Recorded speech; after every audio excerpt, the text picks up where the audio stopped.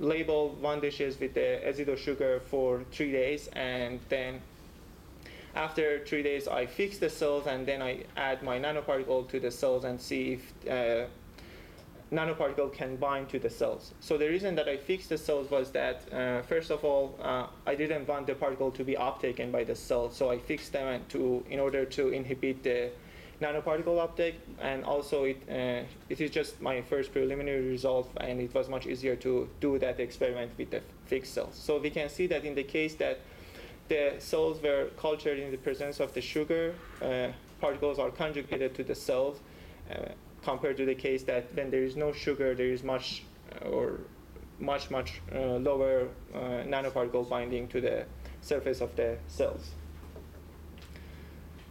So in summary, what I have done so far was to synthesize the azido sugar and cyclooctane, and then try to prepare silica nanoparticles and label them with the cyclooctane group. And then I tried to use these functionalized nanoparticles to see if the cyclooctane group can conjugate to the azide group. So I chose 2 different types of the surfaces, the one which was azide group on the silicon wafers, and then the other one which was done in the cells. And both these 2 experiments confirmed that the particles were functionalized with cyclooctane, and they can react with the azide moieties on the surface.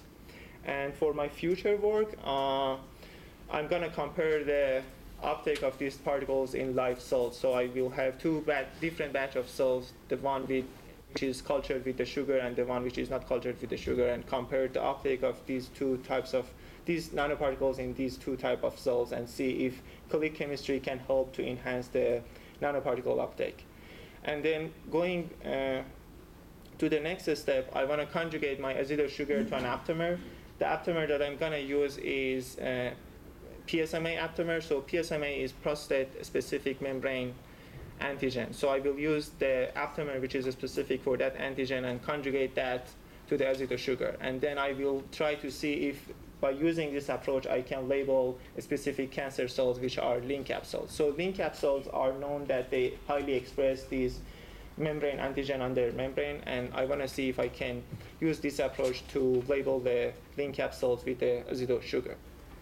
And finally, I want to acknowledge my group, Dr. Kraft's group and Dr. Cheng's group, and all the people that helped me for this research, and also Laura. She's not here, but I want to thank her for all her hard work in the program. And also, I want to appreciate MCNTC for the funding and giving me the opportunity to come here and present my research. And with that, I will be happy to take any questions.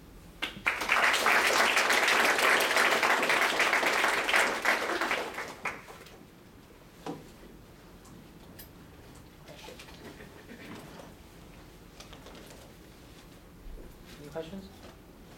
I have one more general question. Mm-hmm. So the cell targeting that you use, are these molecules always of hydrophilic type, or do you have, you also work with molecules that are hydrophobic? Well, this molecule is really hydrophobic. So the reason that I had that, if I go back, the reason that I have these I have this short peg is to make it more hydrophilic. But this compound by itself, the BCN, is really hydrophobic. Okay. Yep. And is that the molecule that, I don't know much of cell targeting, is that the molecule that is responsible to target the cancer cell? Or? So yes, so I will have so basically first I should label the cells with the azide group, and then when the membrane of the cancer cell is labeled by the azide group, this compound can conjugate to that azide group. So that's the compound which is present on the surface of the nanoparticle and is used for targeting. So how would this work, like in a real system? How would you have to target every individual cancer cell? Yes. Okay. Because and for each type of cancer cell, we should use different kind of aptamers or antibodies. I mean, we are going to use the aptamers or antibodies for labeling the cancer cells. But as I mentioned, the main difference of this work with others is that these aptamers or targeting ligands are not present on the surface of the nanoparticle. first we label the surface of those cancer cells with a sugar by using those aptamers, and then we will have our nanoparticle with that targeting indicator. So we hope that by using this approach, the immune response would be much lower, because now there is no any biological compound on the surface of the nanoparticle. So we expect that the circulation time would be higher, and then there is no too much protein binding to the surface of the nanoparticle, and we will observe more accumulation inside the tube. And I'm not sure if you mentioned, but if you did, I missed that. What is the average size of your particle? Oh, it's 50 nanometer. 50 nanometer. Yep.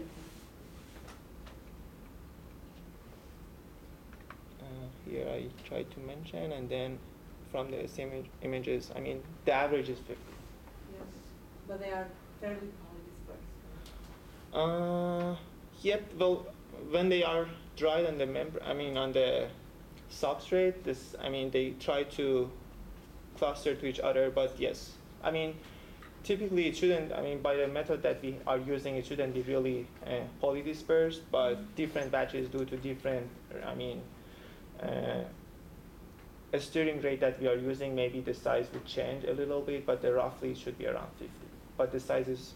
I think here because some aggregation of the particles. Yeah. Any other question?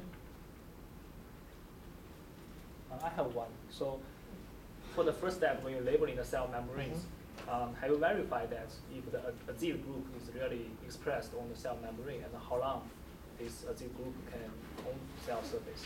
So actually, we haven't looked into that. Trying to label the cancer cells with the sugars, but there is a study done by other groups that they conjugate some small functional group to antibodies, and then when they try to measure if the cancer cells were labeled, the result that they got was that more than 60 or 70% of the antibody or aptamers that they used with that functional group was detected on the membrane of those cells, and the targeting efficiency was high. But even when we are using this sugar, because the cell membrane is a kind of dynamic structure, so if the sugar is present there, it's not really going to last for really long time. So when we are going to introduce our nanoparticle, the timing is really important. For example, after 3 or 4 days that the sugar is present, then we should introduce our nanoparticle to make sure that the sugar is still present on the membrane.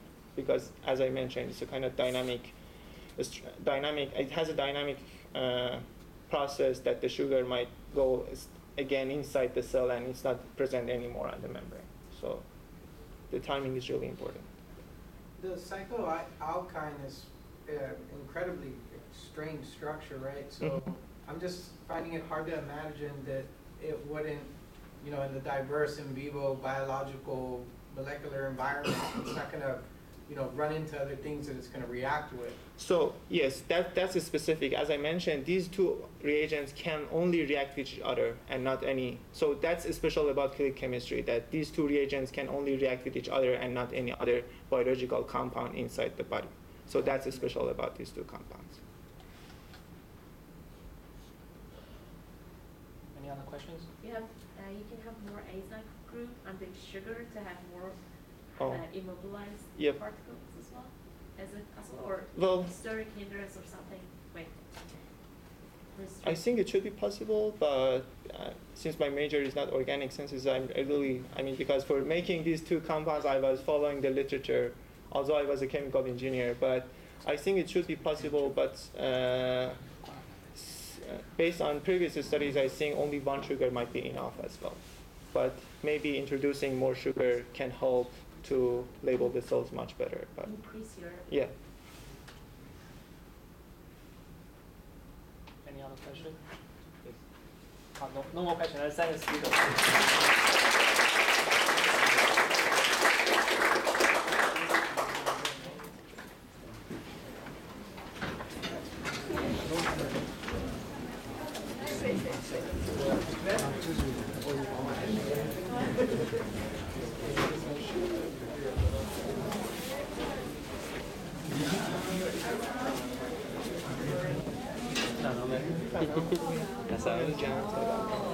쟤랑? 그거 뭐? 먹어? مش كده هو بقى من مثلا تشيل ده عشان Hi.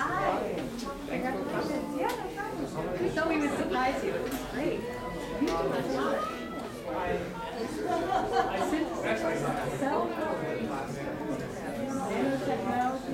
The sugar doesn't have a surface, it's a natural sugar. It has a natural sugar, but So it's sugar, just modifying the sugars and the enzymes to sugar rich sugar. no. First I make that compound and then I add that sugar which has been modified.